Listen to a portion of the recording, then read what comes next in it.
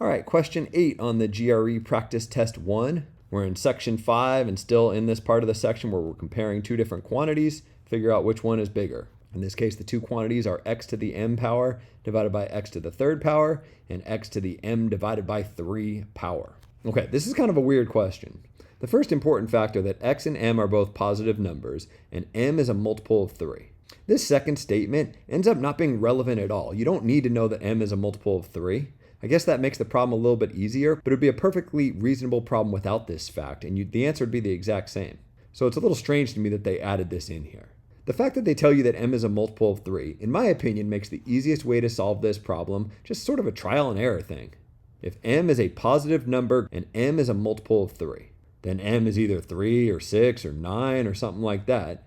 And if you evaluate these quantities a and b under the smallest of these different cases, you'll already be able to conclude that you can't tell which quantity is larger. Don't believe me? Try it out. Try plugging in m equals 3 into quantity a. I'd get x to the third power divided by x to the third power. X to the third power divided by x to the third power is just equal to 1. What about in quantity b? Well, if m is equal to 3, 3 divided by 3 is just equal to 1, so I'd get x to the first power, in other words, x.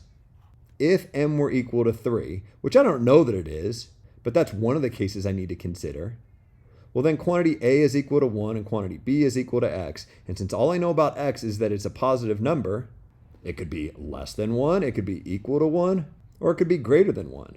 Without even considering all these other cases, I immediately know that there's not enough information to figure out which one is bigger. The answer to this question is just D.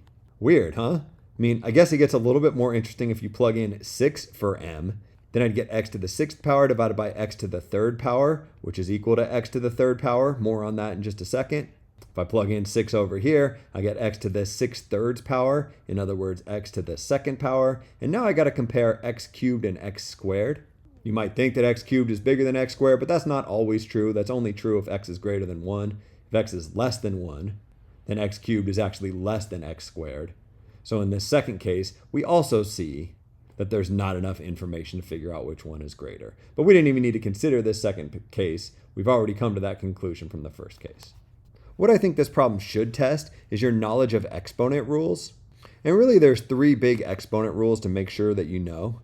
When you're multiplying together two exponents and you have the same base, x in this case, what you do is you add up those exponents. So like x squared times x cubed would be x to the 5th power, 2 plus 3.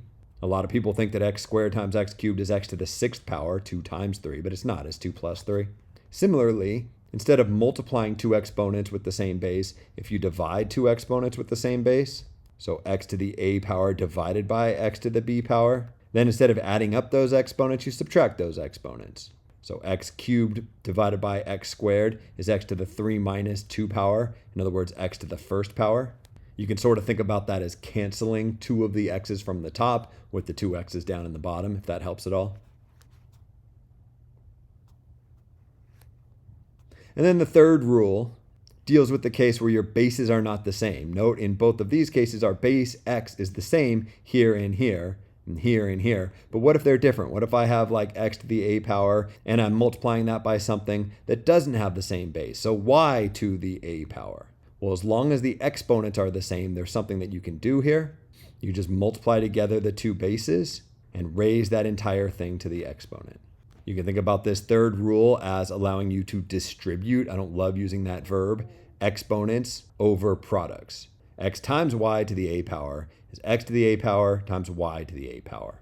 Note that that only works with products and quotients if I'm multiplying or dividing inside these parentheses. It does not work with addition and subtraction. X to the a power plus y to the a power generally is not equal to x plus y to the a power. Very common algebraic mistake is to start with this and think it turns into this. Doesn't work for addition or subtraction. It does work for multiplication and division. Rather than just memorize that, think about the case where a is a 2 here, right? X plus y squared is not x squared plus y squared. X plus y squared is x plus y times x plus y. You have to think FOIL if that acronym means anything to you. Anyways, common algebraic mistake. These are your 3 exponent rules. In this specific problem, we use the second of these three rules. When we started out with x to the m power divided by x to the third power, we're dividing two exponents where we have the same base, the letter x. So that's equal to x raised up to the m minus 3 power. We didn't really even need to use that fact because we just considered cases. But if we weren't just considering cases, you might want to rewrite quantity a as x to the m minus 3 power, and maybe that'll make it easier for you to analyze quantity a and quantity b. Is x to the m minus 3 power greater than, equal to, less than, or am I not sure, x to the m divided by 3 power? Well, as we've seen in some previous problems, sometimes you gain some information by taking the two quantities and setting them equal to each other. So let's see what happens if I take this quantity, x to the m minus 3 power, and set that equal to x to the m divided by 3 power.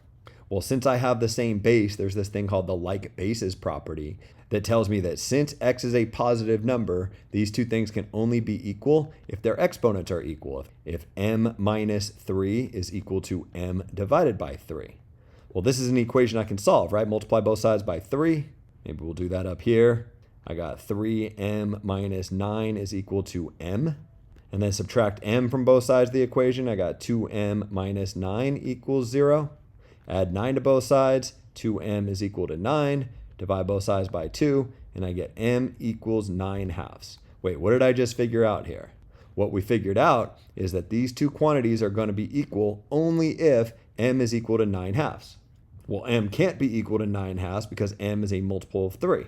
9 halves is 4.5, and 4.5 is not a multiple of 3.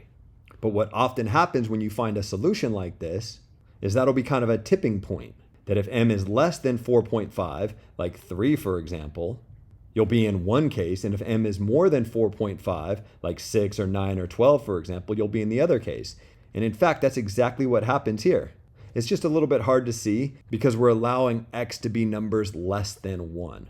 I think the more straightforward case is if x is greater than 1. If x is greater than 1, then anytime m is less than 4.5, so 3 for example, quantity b is going to be bigger. And anytime m is more than 4.5, so 6 or 9 or 12, if x is greater than 1, quantity a is going to be bigger. And if x is less than 1, you get the exact opposite behavior, where quantity a is bigger when m is less than 4.5, and quantity b is bigger when m is more than 4.5.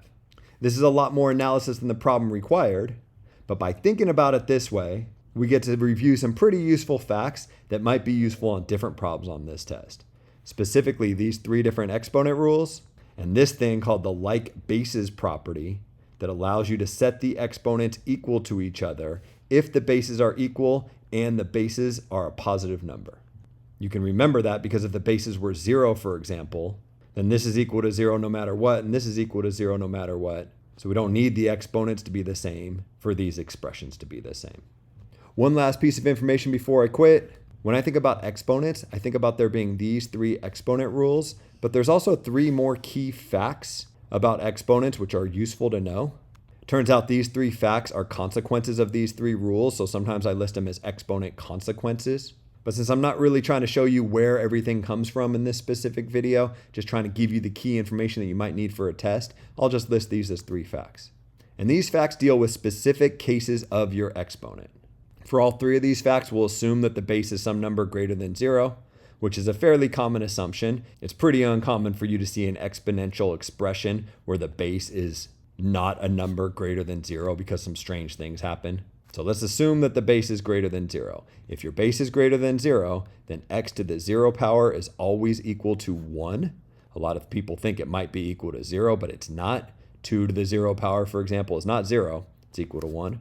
X to a negative power, a lot of people think would be a negative number, but it's not. Negative exponents represent a reciprocal. So x to the negative a power is the same as 1 divided by x to the a power. 3 to the negative 2 power, for example, is 1 divided by 3 squared. So it's 1/9. We've talked about when your exponent is 0. We've talked about when your exponent is a negative number. There's also the case where your exponent is a fraction. So let's say a divided by b, or m divided by 3, for example. For this, you have to kind of interpret the number in the numerator and the number in the denominator of the exponent differently.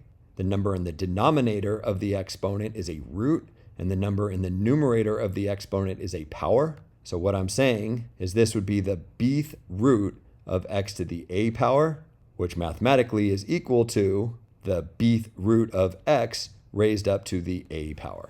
So for example, if you had 5 to the 2/3 power, what you'd be saying is I have the cubed root for this 3 of 5 squared. In other words, the cubed root of 25. 3 exponent rules, 3 exponent facts that tell you how to deal with 0, negative numbers, and fractions up in the exponent. If you understand these 6 facts about exponents, I bet you can do just about anything that's asked of you on this test dealing with exponents.